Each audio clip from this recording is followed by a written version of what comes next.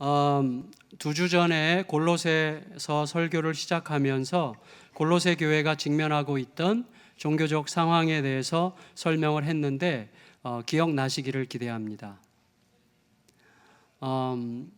모든 교회는 그 교회가 위치한 그 문화, 그 도시에 의해서 영향을 받을 수밖에 없습니다. 물론 그런 영향 중에 선한 영향도 있겠고 또 받지 말아야 될 영향도 있겠는데, 교회가 그 영향들을 잘 파악하면서 가능한 한 예수 그리스도의 이름으로 그리스도에 합당한 문화로 그 교회가 속해 있는 그 지역에 선한 영향을 오히려 끼치는 존재로 거기에 있어야 되겠죠. 그런데 크게 보아서 골로새 교회가 위치해 있는 골로새라는 도시에 세 부류의 사람들이 구성되어 있었다고 말씀을 드렸어요. 기억나시죠? 첫째 부류는 그렇죠. 부르기아 원주민들이죠. 원주민들. 그 원주민들의 기본적인 성향은 신비주의, 자연을 숭배하는 신비주의가 있었고요. 두 번째 부류는 저기 멀리 메소포타미아 지방에 그 유배되어 가 있다가 그 헬라의 통치자 안티오쿠스 3세에 의해서 이렇게 강제로 이 골로새까지 먼 길을 이 강제 이주당한 유대인들이 있었어요. 이들은 구약적 율법에 대한 강박적 집착증을 어느 정도 보이고 있었던 것 같아요. 그 다음에 부류는 그 당시 이전 세대의 온 세계를 주름잡았던 헬라, 곧 그리스가 지배하고 있을 당시에 그리스로부터 골로새로 이주해 온 그리스 이주민들. 이 사람들의 성향은 헬라 철학적 근거에 의한 영지주의적 사고방식이 강했어요. 그러니까 이런 영향들 아래 있던 골로새 지역에 교회가 세워진 거기 때문에 골로새서 안에 그런 어떤 종교적 성향들을 통한 영향들이 상당히 깊숙하게 들어오려고 하고 있고, 거기에 대해서 사도 바울이 저항을 하도록 명하고 진실이 뭐냐를 이야기하는 부분들이 이제 골로새서를 구성하고 있는 거죠. 그래서 여러분, 이 셋 중에서 어떤 경중을 따질 수 없을 거예요. 그럼에도 불구하고 사도 바울이 이 골로새서를 통해서 제일 먼저 언급하면서 그런 것들에 대해서 방어해야 된다고 생각하는 그 악영향이 있었다면 아마도 헬라 철학적 영지주의였을 거라고 생각할 수 있습니다. 왜냐하면 영지주의가 다루고 있는 것 중에 핵심이 예수 그리스도에 대한 왜곡과 축소였기 때문이죠. 여러분, 예수 그리스도의 존재를 인정해요. 그렇지만 예수 그리스도의 존재와 본질을 상당히 왜곡시키고 축소시킴으로써 결국은 지난번에 제가 말씀드렸죠. 인정하지만 최소치로 혹은 인정하지만 왜곡된 방식으로 인정함으로 부인하는 그런 식으로 영향을 끼치고 있었다고 말씀을 드렸어요. 제가 아주 유치한 예를 들면 어떤 김 집사님에게 쪼잔한 면이 있으세요. 근데 그 김 집사님이 쪼잔한 면도 있지만 사실은 상황에 따라서는 굉장히 대범하게 헌신적이기도 하고 또 기본이 상당히 따뜻하고 친절한 분이세요. 그런데 그분의 쪼잔함을 경험한 어떤 사람이 사방을 다니면서 그 사람 쪼잔한 인간이야 라고 말하고 다닌다면 그것은 완전히 사실이 아닌 것은 아니지만 진실이 아니죠. 그런 거랑 똑같은 거예요. 그래서 이 사람에게 있는 어떤 요소, 쪼잔함이라는 요소가 뭐 얼마나 차지하는지는 모르겠지만 그 요소를 가지고 그 사람을 보편적으로 이미지화된, 정형화된 그 사람의 이미지로 사람들에게 말함으로써 거짓말을 하는 셈이죠. 마치 사람들에게 그게 전부인 것처럼. 아마도 영지주의가 예수 그리스도에 대하여 그렇게 축소시키고 왜곡시키는 방식은 어떤 의미에서, 그런 의미에서 결정적인 타격을 입힐 수 있는 것이죠.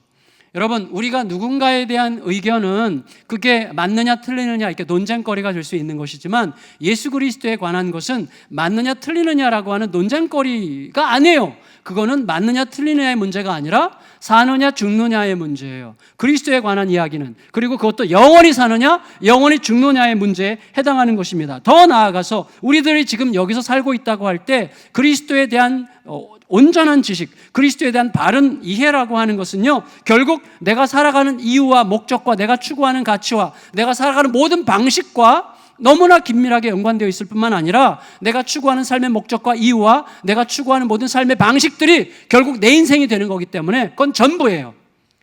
우리의 과거, 현재와 미래 전부와 관련된 이야기가 예수 그리스도의 이야기입니다. 그래서 교회가 예수 그리스도에 대해서 편향적으로 가르친다든지 혹은 지나치게 그리스도를 각색된 자기 방식으로 전한다든지 말씀 그대로가 전하는 방식이 되지 않는다면 그것은 성도들에게 상당히 악영향을 끼칠 수가 있는 거죠. 그런데 지금 골로새라는 도시 안에서 그 도시의 문화를 형성하고 있는 어떤 신앙적 종교적 배경 중에서 이런 영지주의적 영향이 골로새 교회에 상당히 타격을 가하고 있다는 것을 들었기 때문에 지금 사도 바울이 이렇게 강렬하게 이야기할 수밖에 없는 거예요. 여러분 최근에 제가 읽었던 어떤 책인데 책 제목이 제가 생각이 안 나는데 이런 말이 있었어요. 참 주의 깊게 들을 만한 말이에요. 멋있는 말이에요. 정오의 태양이 온 세상을 빛으로 비추고 있을 때 공포와 불확실한 희미한 빛 아래에 머무를 이유가 무엇인가? 자, 다시요. 정오의 태양이 온 세상을 빛으로 비추고 있을 때에 공포와 불확실의 희미한 빛 아래에 머무를 이유가 무엇인가? 자, 무슨 의미예요? 자, 우리가 살아가는 삶은요, 모든 것이 불확실한 상황이에요, 사실은. 우리가 알고 있는 정보라는 것, 우리는 지금 정보 시대에 살고 있지만 우리가 알고 따르고 있는 정보라는 것 중에 상당수가 엉터리죠. 인터넷에서 받는 정보들 중에 유용한 것들도 있지만 그것이 그냥 대충 떠도는 정보들이 굉장히 많은데 우리는 그것들을 이제 많이 검색하죠. 근데 우리가 따르고 우리가 거기에 힘을 실어서 따르고자 하는 어떤 것들은 내 인생을 실을 경우도 있는데 그게 정말로 진리였다면 그 내가 힘을 실은 그대로 뭔가 결과가 나와야 되는데 우리들은 상당수가 믿고 그 정보가 옳은 줄 알고 내가 굉장히 많은 걸 거기에 얹혔다가 망가지는 경우들이 얼마나 많았어요. 우리들은 불확실한 정보와 그 다음에 불확실한 지식에 근거해서 그 위에 뭐예요? 우리의 불완전하고 불확실한 머리를 굴리면서 상당히 자기중심적으로 왜곡된 감정으로 반응하면서 그리고 스스로가 자처한 상처의 눈으로 스스로가 자처한 아픔과 고난과 미움과 분노 속에서 헷갈려지고 어긋난 어떤 관점을 가지고 살아가는 거예요. 우리 모두가. 오늘 아침에 만일에 이렇게 불확실한 정보와 불확실한 지식과 우리의 불완전한 머리와 불완전한 판단과 그리고 상처받은 아픔과 그리고 왜곡된 감정과 분노와 원망과 이런 것 가지고 살아가는 게 우리들의 삶이에요. 우리가 제자리에 가서 살지 않아요. 오늘 아침에 부부싸움 했다면 부부싸움 했을 때도 이미 내가 내 자리에서 벗어나서 내 상한 마음과 내 전제와 내 선입견과 불확실한 정보와 불확실한 지식을 가지고 그렇게 살아간 거예요. 우리들은 그렇게 살아가는 거예요. 그러던 우리들이 모든 것을 제자리로 돌려놓는 세상의 빛, 바울의 눈을 멀게 했고 그리고 나서 그의 눈을 새롭게 뜨게 함으로써 그로 하여금 진실 위에서 살아가도록 만든 그 빛, 여러분 그 빛을 우리가 만나게 되면 더 이상 우리가 따랐던 그 모든 미흡하고 불완전한 것들이 마치 전부이고 그런 것들이 내 인생을 결정할 것처럼 안달복달하면서 살아가는 삶을 더 이상 살지 않아도 되는 거예요. 그래서 이 말이 우리에게 의미 있는 거죠. 정오의 태양이 온 세상을 빛으로 비추고 있을 때 공포와 불확실의 희미한 빛 아래서 여전히 살아가야 될 이유가 뭐냐? 그런데 우리들은 그 빛이 우리에게 왔음에도 여전히 불확실하고 희미한 빛 아래서 살아가려고 하는 거예요. 그래서 이 말씀이 우리에게 너무나 중요한 것입니다. 여러분, 그에 따라서 오늘 바울은 예수 그리스도에 대한 왜곡된 이해들로 도전하는 이해들을 가지고 골로새 교회 상황에 이제 제대로 직면시키려고 하는 것입니다. 그리스도가 누구냐? 15절 이렇게 이야기하는 거죠. 자, 그리스도가 누구냐? 15절 이야기합니다. 시작. 그는 모든 피조물보다 먼저 나신 이시니. 여러분, 학자들은요, 이 15절부터 20절까지의 6절의 말씀을 자세히 문법적으로 이렇게 분석을 해보면 이게 찬송가 가사의 은유를 따르고 있어요. 그래서 이게 초대교회에서 성도들 사이에서 굉장히 많이 불렸던 찬송일 거라고 생각해요. 사도 바울이 쓴 성경이 찬송가 가사로 채택되었든지 혹은 그때 불려지고 있던 찬송가 가사를 지금 사도 바울이 인용하고 있는 것인지 그건 그다지 중요하지 않습니다. 중요한 건 뭐냐면 초대교회 성도들이 이것을 찬송가 가사로 불렀다는 거예요. 그건 무슨 뜻인가 하면 이들이 찬송가를 부름으로써 찬송가를 계속 부르고 그게 입에 계속 담기고 그게 몸과 세포에 나도 모르게 새겨지게 되면 그것이 나를 둘러싸서 예수 그리스도에 대하여 왜곡된 지식으로 도전하는 세상에 대한 대항적 문화가 돼요, 내 안에서. 그래서 저항할 수 있는 힘이 생겨요. 저 같은 경우는 제가 3, 4년 전에 어떤 다른 교회 청년 수련회 갔다가 처음 배운 찬양이 아까 우리가 불렀던 우리 주 하나님이거든요. 우리 주 그때 그 듣는 순간 처음 듣는 순간 완전히 그 찬양이 저를 압도했어요. 그리고 지금 4년째 지금까지도 그 찬양을 부를 때마다 여기가 막 울컥울컥해요. 찬양이라는 게 정말 무섭도록 참 힘이 있는 것 같은데요. 제 삶에서 힘이 들 때, 지칠 때, 아무것도 아닌 것 같이 느껴질 때 이 찬양이 그냥 저절로 나와요. 그러니까 제 몸의 세포에 새겨진 것 같이 저절로 나와서 거룩거룩하다 우리 주님을 막 높이잖아요. 새 힘이 막 일어나고 뭔가 이렇게 배열이 되고 정돈이 되는 거죠. 여러분 찬송가 가사라는 게 그런 의미에서 굉장히 힘이 있는 건데 이 15절에서 20절까지가 2절로 돼 있어요. 2절. 15, 16, 17절이 1절이고 18, 19, 20절이 2절인데 1절의 내용은 창조의 주님 예수라고 제목을 붙일 수가 있겠고 2절은 새 창조의 주님 주인이신 예수로 붙일 수가 있어요. 그래서 오늘은 1절을 보고 다음 주는 2절을 묵상하겠습니다.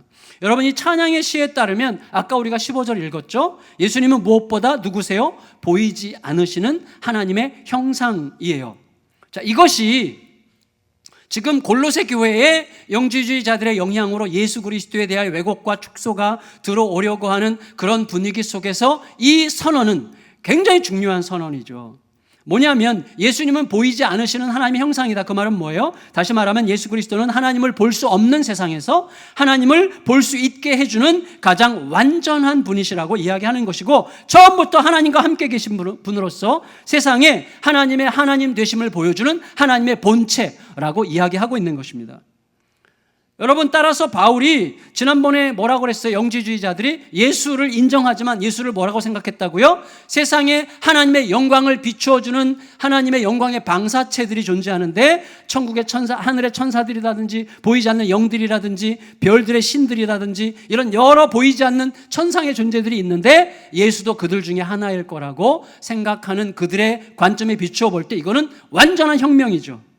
따라서 바울은 이 혁명적인 선언을 통해서 예수님을 하나님의 영광을 세상에 비춰주는 방사체 중에 하나로 설명하려고 하는 헬라 철학적 영지주의 주장을 단호하게 잘라내는 거예요. 거절하는 것입니다. 여러분 중요한 게 있어요.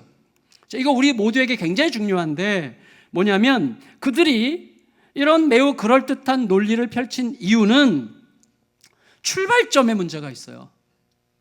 출발점. 우리 모두도 이거 정말 기억 잘 하셔야 됩니다. 올해는 우리의 삶을 오늘 이 자리에서 결정하세요. 뭘 결정하는가 하면 어떤 생각, 어떤 말, 어떤 선택을 하든지 간에 올해 모든 선택과 결정과 행동의 출발점은 하나님의 말씀이게 하겠다라고 결정하시기를 부탁드립니다. 여러분 이 영지주의적 신학자들이 그럴듯한 논리를 펼치게 된 이유는요 하나님의 말씀에서 출발하지 않았기 때문이에요. 그들이 그렇게 주장한 이유는요 그 당시 헬라 철학적 배경이 뭐예요? 영은 선하고 육은 악하다는 거예요. 육체를 매우 폄하하고 육체를 우습게 생각했어요. 육체는 더럽고 육체는 악하고 영은 선하다라고 생각을 했어요. 하나님은 영이시고 우리는 육체예요. 그러니까 하나님의 영을 우리가 직접 경험할 수 없기 때문에 구원이라고 하는 것이 하나님의 빛이 우리에게로 침투해 들어오는 것이라고 생각한다면 그 빛을 우리가 직접 받을 수가 없기 때문에 그 빛을 방사하는 중간 매개적 방사체들이 필요한데 그 방사체들 중에서 그리스도가 그 중에 하나일 거라고 생각하는 것이죠. 따라서 여러분 그런데 이들의 주장에 따르면 예수는 육체를 입고 왔잖아요. 이 땅에 육체를 입고 오셨기 때문에 예수는 그런 하나님의 영광을 반영하는 방사체들 중에서도 상대적으로 열등하죠. 왜? 육체를 부분적으로 가졌기 때문에. 그러니까 그들이 예수를 설명하려고 하니까 거기서부터 꼬이면서 논리가 나오는 거예요. 그래서 굳이 육체로 오신 예수를 설명하고자 했던 영지주의 신학자들은요 예수의 몸은 악하고 더러운 것이니까 하나님의 영광을 방사하는 방사체가 더럽고 악하면 안 되니까 예수의 몸을 가짜라고 본 거예요. 가짜. 그래서 예수의 몸은 진짜 몸이 아니라 가짜, 진짜처럼 보이는 가짜 그림자에 불과하고 진짜 그리스도는 가짜 그림자인 예수의 몸에 감춰져 있었을 거라고 주장해요. 무슨 말인가 하면 결국 그리스도는 십자가 위에서 죽을 때 이 하나님의 메시아로서 하나님의 아들 그리스도가 죽은 게 아니라 단지 가짜 몸을 입고 있었던 인간 예수가 죽은 거라고 이렇게 분리해요. 그리스도와 예수를 분리해서 설명하는 건데, 이게 아무리 그럴듯하고 논리적이고 아무리 사람들에게 설득력이 있다고 할지라도 결론은 분명해요. 뭐죠? 출발점이 말씀이 아니라 그 당시 세계를 지배하고 있던 헬라 철학적 전제가 그들에게 영향을 준 거죠.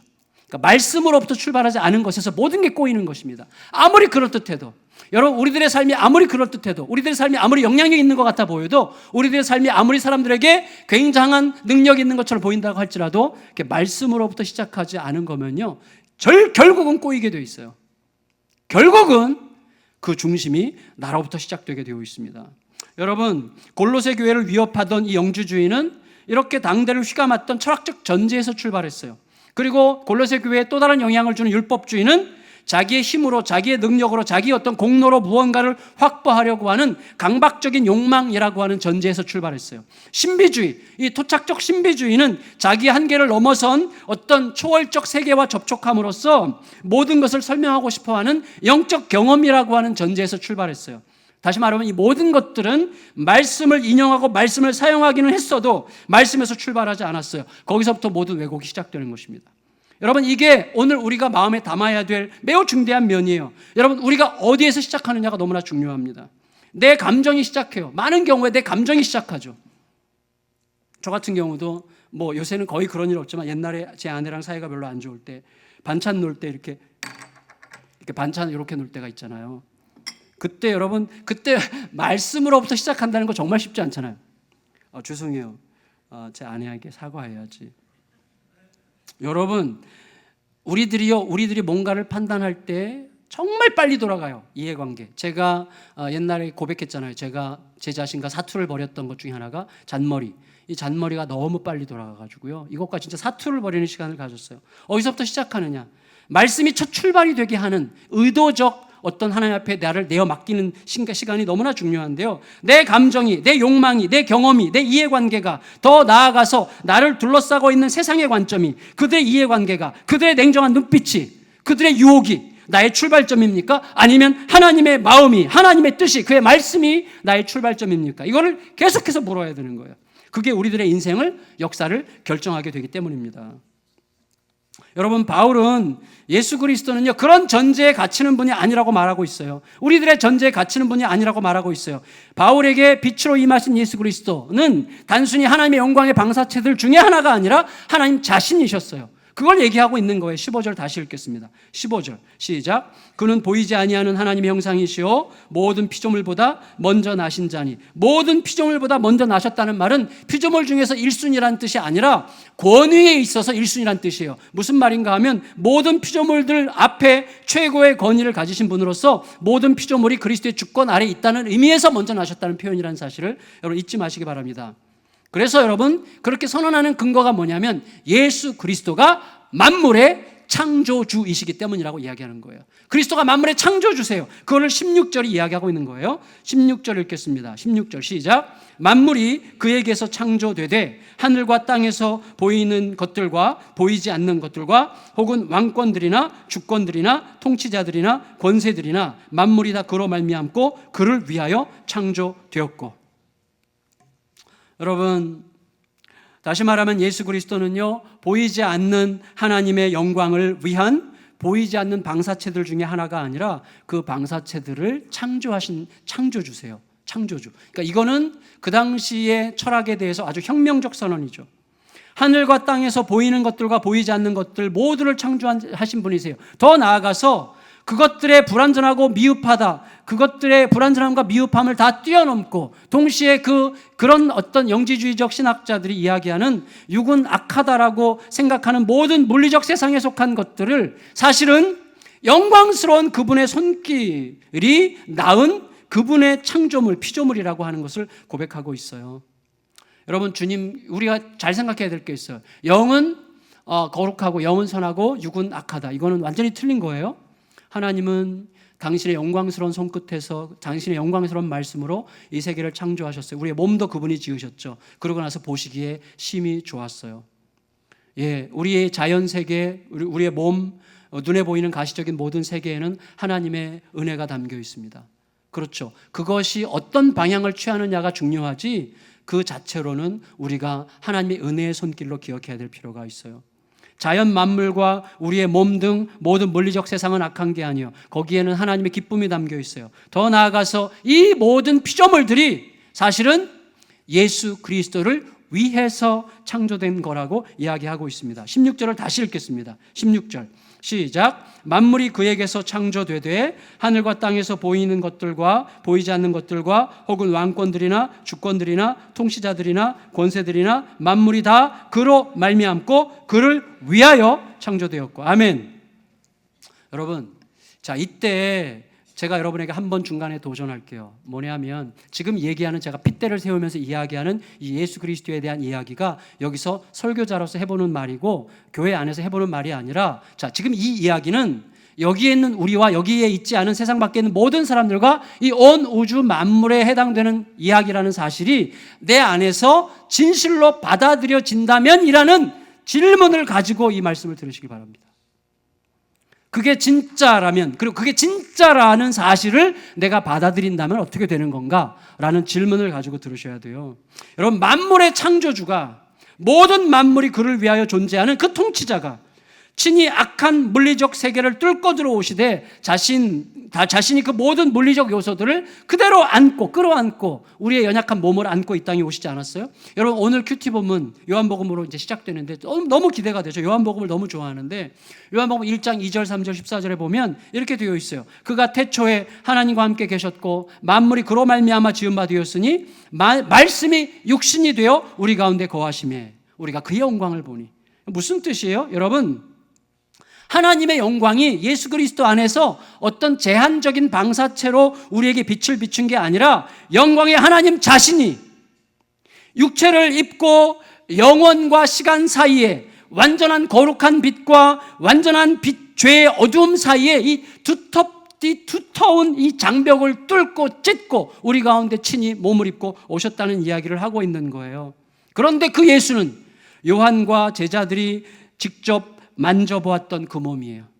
멀리서 볼까 말까 했던, 아니 결코 볼 수 없었던 그 영광을 그 몸에, 그 은혜와 진리가 충만한 그 몸에 그 충만한 것을 보고 느끼고 만졌어요. 냄새를 맡았어요.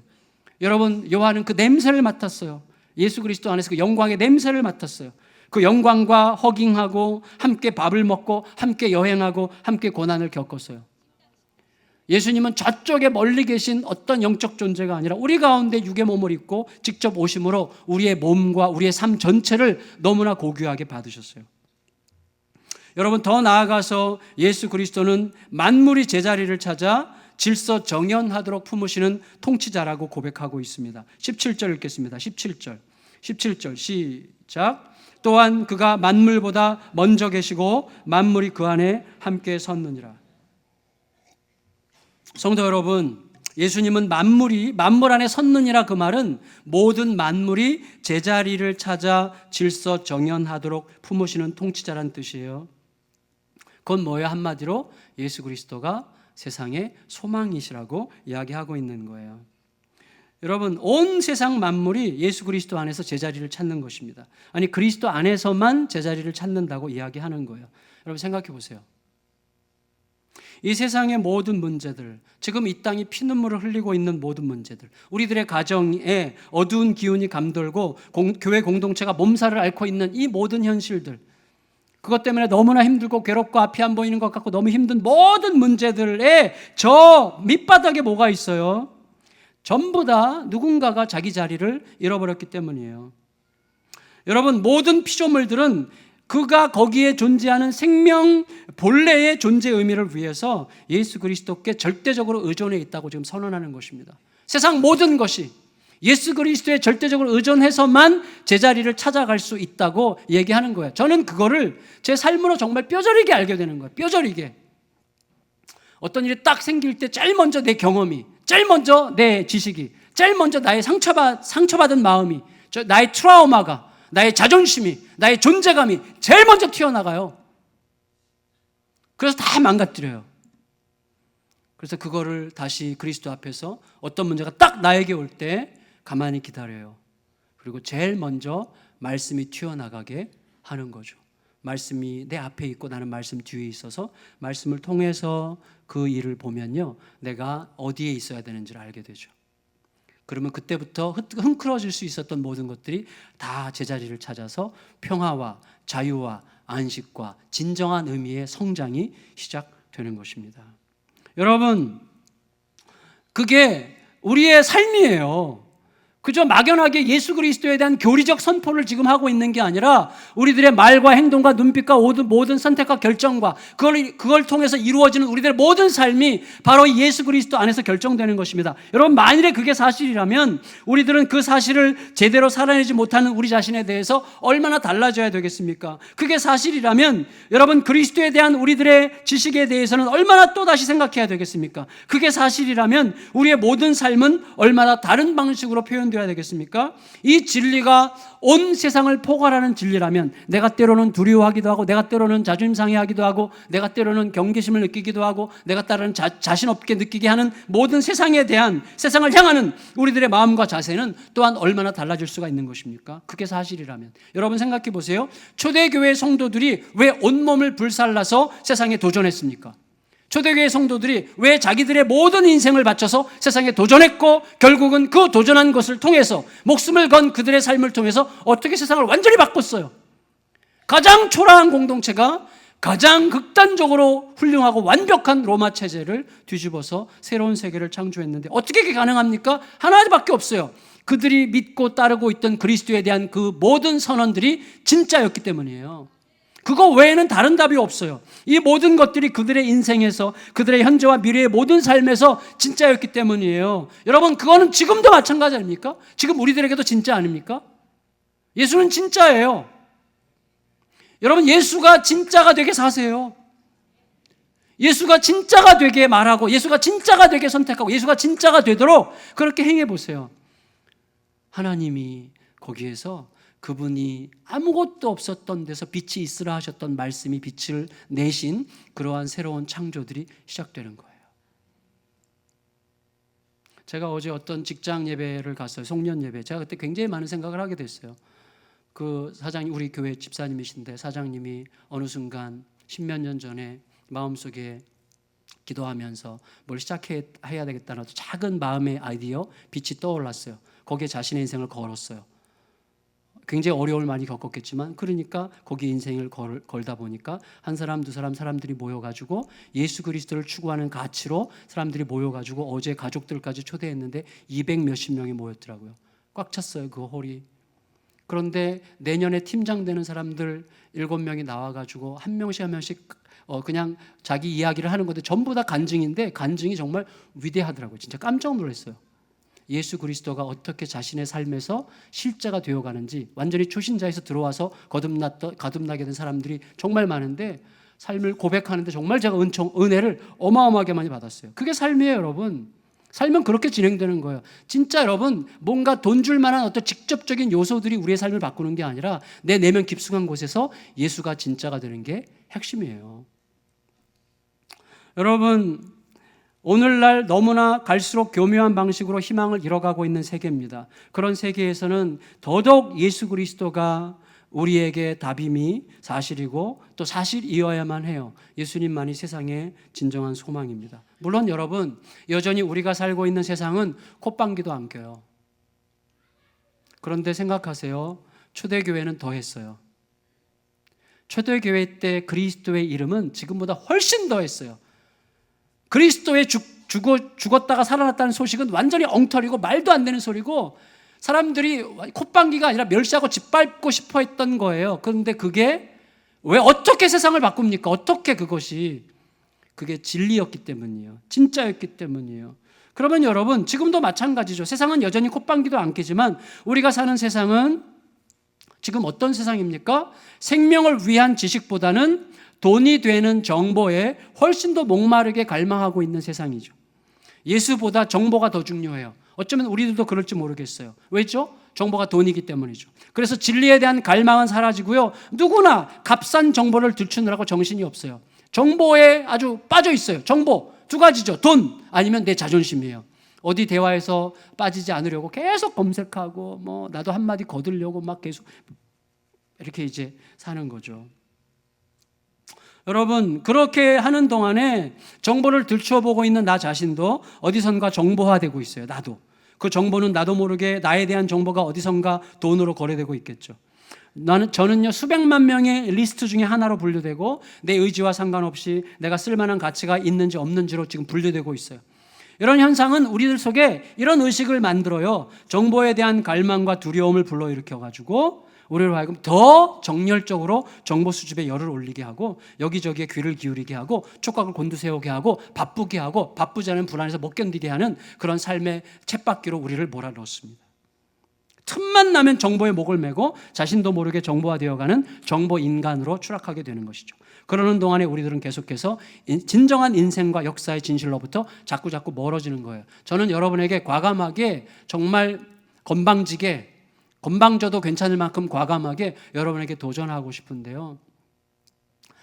하나님의 제가 어제 송구영신 예배 때 말씀에 배부른 한 해, 예수로 배부른 한 해가 되기를 기도하라고 말씀드렸는데 정말로 여러분 밥 먹는 것보다도 더 중요하게 생각할 수 있는 2017년이 되기를 진심으로 바랍니다. 하나님의 말씀과 함께 살아가는 삶이 밥 먹는 것보다 더 중요한 삶으로 인식되기를 정말 바라요. 우리들은 그야말로 떠내려가는 삶을 살고 있고 밀려가는 삶을 살고 있고 그냥 부유하는 삶을 살고 있을 뿐이에요. 그 쳇바퀴에 돌아가서 이 짧은 인생, 순식간에 지나는 인생을 그렇게 살면 안 돼요.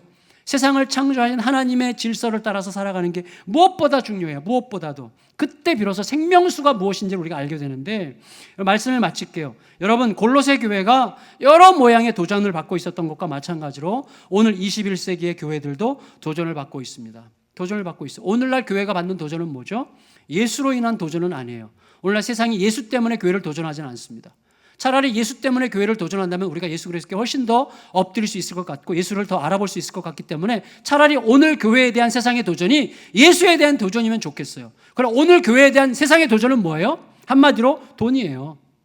예수에 대한 도전이 아니라 예산에 대한 도전이에요. 무슨 말입니까? 교회의 모든 문제를 파헤쳐보면 가장 밑바닥에 항상 돈이 있어요. 항상. 저도 그래요. 제가 정말 2부 예배 때 여기서 욱하고 올라왔는데 너무 부끄러워서 말을 안 하려다가 말을 안 하려고 하는 저의 모습에 성도들이 너무나 궁금해서 할 수 없이 말했는데 그게 뭐냐면 지금도 저는 그런 도전을 받게 돼요. 제가 어디 외부에 집회를 나가면 제가 사례비가 얼마인가에 관심이 많다니까요. 여전히 제가 이거 못 벗어버릴 것 같아요. 제가 죽을 때까지. 그래서 어떤 때는요 그 생각이 너무 심하잖아요. 그러면 하나님께서 저에게 명령하실 때가 있어요. 너 이번 집회에서 사례비 받지 마. 이렇게 명령하실 때가 있어요. 그때는 진짜 순종을 해야 돼요. 그런데 여러분 계속해서 끝없는 싸움이죠. 끝없는 싸움. 내 밑바닥에. 여러분 교회의 많은 문제들을 들춰보잖아요. 돈으로 상징되는 뭐예요? 돈이 뭐죠? 돈? 권력이에요. 돈은 우리를 내가 원하는 바를 하게 해주는 가장 강력한 힘이에요. 많은 문제가 돈 때문에 생겨요. 돈이 없어서 문제가 생기고 돈이 많아서 문제가 생기고 돈에 대한 미련 때문에 문제가 생기고 그래요. 여러분 그게 우리들의 슬픔이죠. 슬픔. 그런데 사실 돈 문제가 아니라 예수의 문제더라고요. 돈 문제는 예수 그리스도의 문제입니다. 여러분 돈 문제는 결국 두려움이죠. 우리가 하고자 하는 일, 하고 싶은 일, 그렇게 되었으면 하고 바라는 일이 제대로 되어야만 한다는 전제가 있고 그 전제에서 두려움과 염려가 근심이 발생하는 것입니다. 그런데 예수님은 우리에게 이렇게 얘기하셨어요. 너 내가 가르쳐주지 않았어 그거 내가 가르쳐준 삶의 방식이 아니야. 내가 너에게 가르쳐준 것은 야 들꽃을 봐서라도 하늘의 새를 봐서라도 염려하지 마. 내가 돈보다 중요하다. 이렇게 말씀하시는 게 주님께서 우리에게 계속해서 주시는 말씀이에요. 그래서 제가 또다시 결심해요. 뭘 결심하는가 하면 전에 우리가 누가복음 묵상할 때 누가복음 19장에 열 문화 비유 있어요. 열 문화 비유의 핵심이 뭡니까? 주인이 10명의 종에게 한 문화씩 나눠줬다고 그때 말씀드렸죠. 한 문화는 지극히 작은 돈이에요. 주인이 준 아주 작은 거예요. 그런데 그 작은 걸 가지고 장사를 해야 돼요. 근데 내가 장사하러 나가서 장사해야 되는 그 대상, 그 마을 사람들은 누구예요? 나에게 이 작은 것을 믿음으로 맡겨준 주인을 싫어하는 사람들이에요. 열무나 비유를 보면 그렇게 돼 있어요. 여러분, 우리는 누굽니까? 주인이 우리에게 맡겨준 지극히 작은 어떤 것을 가지고 그 주인을 미워하고 싫어하고 경멸하고 멸시하고 싶어하는 그 사람들을 상대로 장사해야 되는 사람들이 바로 우리들이에요. 그런데 중요한 건 뭐냐면 그때 그 장사에서 남기지 못한 유일한 사람은 누구예요? 주인에 대하여 편견을 가지고 주인을 멸시하고 싫어하던 동네 사람들의 의견을 자기 의견으로 받아들인 사람만 못 남겼어요. 그리고 주인이 시키는 그대로, 주인을 미워하는 세상이지만 주인의 방식으로, 믿음의 방식으로 주인께서 시키신 그대로 믿음으로 순전하게 나아갔던 사람들은 전부 다 한 문화로, 열 문화를, 한 문화를 다섯 문화로 남긴 사람들이 된 거예요. 그건 우리들에게 엄청난 격려가 되는 거예요. 저는 그걸 확신합니다. 여러분, 이 시대에 우리가 사람들이 복음에 대해서 우습게 생각하건 무슨 콧방귀도 안 끼건 웃긴 얘기라고 생각하건 관계없어요. 무능하다고 생각하건 관계가 없어요. 그들이 우리가 전하는 복음을 너무나 비현실적으로 얘기해도 관계없어요. 우리는 하나님께서 가르쳐 주신 그대로 복음이 유일한 세상을 향한 소망이고 답임을 알고 복음대로 살기로 결정할 때만 우리는 세상을 도울 수 있고 세상을 살릴 수 있고 우리의 삶도 그리스도와 함께 빛나게 될 수 있는 것입니다. 그 은혜로 우리의 삶이 진행되고 2017년 우리 각자 안에서 세상이 가르쳐주는 방식이 아니라 그리스도께서 우리에게 가르쳐주신 방식으로 우리들의 가정에서, 교회에서 예수께서 세상의 소망이신 것이 더욱더 확연하게 누려지는 삶을 살아가는 저와 여러분들이 되시기를 예수님의 이름으로 축원합니다. 이제 이 시간에 우리 성찬식을 거행하도록 하겠습니다.